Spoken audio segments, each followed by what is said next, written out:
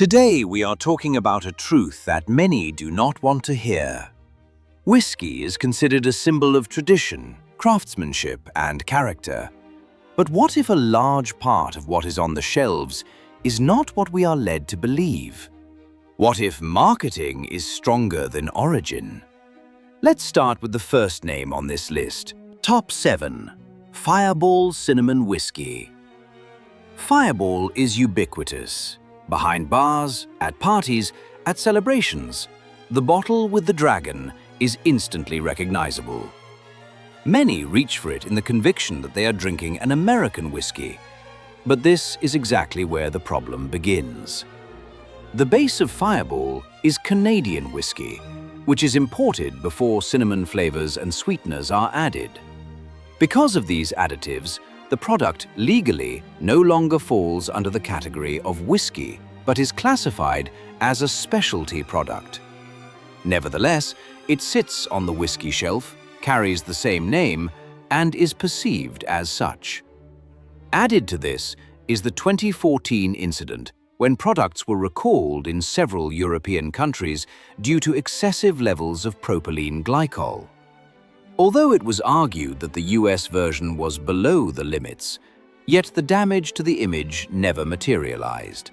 Sales continued to rise.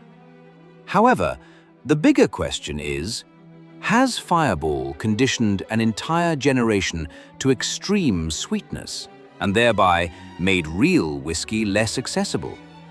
Is it an entry point or a dead end? Top 6. Basil Hayden's. Basil Hayden's presents itself as an elegant entry into the world of premium bourbon. The slender bottle, the elaborately designed paper label, the subtle coloring, everything signals sophistication and tradition.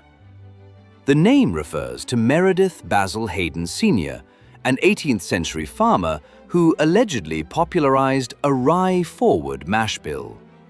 The price is in the premium segment. Yet the core of this bourbon ages for only 4 years. By comparison, other bottlings from the same product line of the same house sit in the barrel significantly longer, sometimes 7, 9, or even more years, and are bottled at a higher alcohol content. Basil Hayden's, on the other hand, is bottled at 80 proof, the legal minimum for bourbon.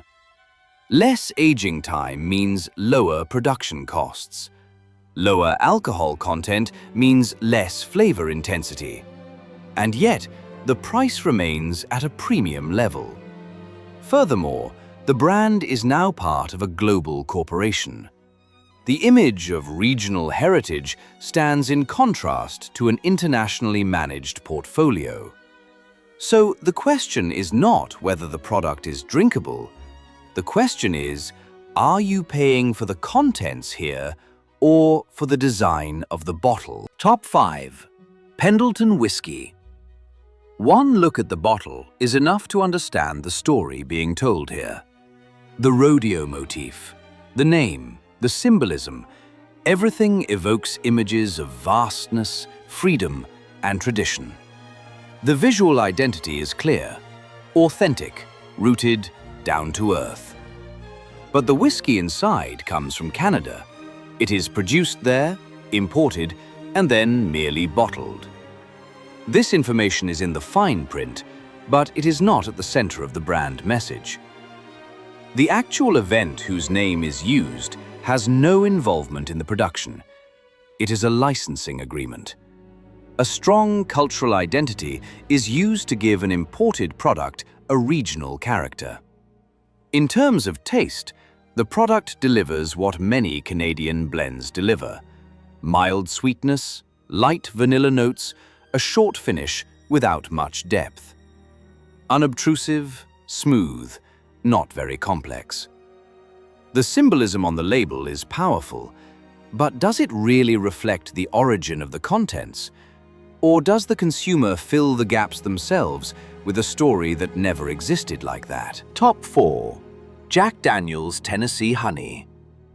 Jack Daniel's is one of the most famous whiskey brands in the world. The history of the distillery, the charcoal filtering, the long tradition, all of that is real and has built trust over decades. Exactly this trust becomes crucial for Tennessee honey. Legally, it is not whiskey. By adding honey liqueur and sweeteners, the product falls out of the legal definition of whiskey and is classified as a specialty product. Nevertheless, it sits on the same shelf, carries the same brand name, and is treated like whiskey in terms of price. Many buyers assume they are acquiring a classic distillate, just with a honey note. But technically speaking, they are buying a blend that was deliberately developed to appeal to people for whom pure whiskey seems too intense. Instead of making whiskey more accessible, something else was created, under the same name. What does that mean for someone who chooses this bottle as their first contact with the brand? Does an authentic impression emerge here, or a distorted picture of what the name originally stood for? Top 3. Seagram's 7 Crown. Seagram's 7 Crown has been a staple in many bars for decades. The well-known 7 and 7 became a symbol of uncomplicated enjoyment, a brand deeply anchored in drinking culture. But only few know what the legal definition of blended American whiskey actually allows. According to the regulations, such a blend only needs to contain 20% straight whiskey. The remaining 80% can be neutral alcohol, basically a nearly flavorless grain alcohol, supplemented with coloring and flavoring agents. That means the legally required share of real, aged whiskey is only 1/5. The rest is filler. Today, the brand no longer exists as an independent historical institution. After several corporate sales, the name and rights changed hands several times. What has remained is primarily the brand name recognition. Many reach for the bottle out of habit, without knowing how little of the actual product is really whiskey. So the crucial question is, are you drinking a traditional product here, or just the echo of a name that has long since lost its original substance? Top 2. Templeton Rye. In 2015, Templeton Rye paid $7.75 million to settle a class action lawsuit. The allegation? The brand's central origin story was misleading. For years, it was claimed that the whiskey was based on a Prohibition-era recipe developed in a small town, supposedly even preferred by a notorious historical figure of that era. The narrative of secret production, local tradition, and forbidden history was strong and extremely effective. In reality, however, the whiskey came from a large industrial distillery in Indiana. A standardized rye recipe with no documented connection to the advertised small town or the romanticized Prohibition story. The regulatory review of labels does not check historical narratives. And that is exactly what made it possible to establish a story as a brand identity that was later legally challenged. Many consumers paid a premium price for a product that was available identically or very similarly under other, more transparent labels. After the settlement, the brand invested in its own distillery and adjusted its communication. But a central question remains: how much was the whiskey worth? And how much the story around it? Top 1. WhistlePig, 10-year.